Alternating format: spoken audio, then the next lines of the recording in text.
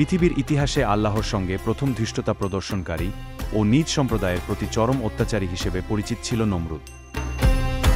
আল্লাহকে নিঃশেষ করার জন্য আসমান অভিমুখে টাওয়ার নির্মাণ এবং নিজেকে প্রভু দাবি করার দুঃসাহস করেছে এই জালিম।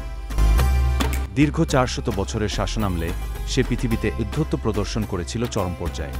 অবশেষে আল্লাহ তাআলা শাস্তিস্বরূপ একটি মশা তার নাকে প্রবেশ করান।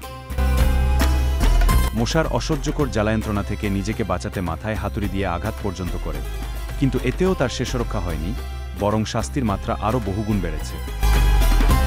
ঈর্ষাদ হয়েছে, তুমি কি ওই ব্যক্তির অবস্থা চিন্তা করনি, যাকে আল্লাহ রাজত্ব দান করার কারণে সে নিজ প্রতিপালকের অস্তিত্ব সম্পর্কে ইব্রাহিমের সঙ্গে বিতর্কে লিপ্ত হয়?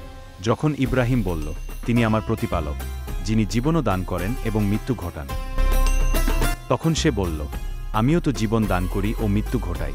ইব্রাহিম বলল, আচ্ছা, আল্লাহ তো সূর্যকে পূর্ব থেকে উদিত করেন, তুমি তা পশ্চিম থেকে উদিত করো তো। এ কথায় সেই কাফির নিরুত্তর হয়ে গেল। আর আল্লাহ এরূপ জালিমদের হেদায়াত করেন না। সূরা বাকারা আয়াত 258।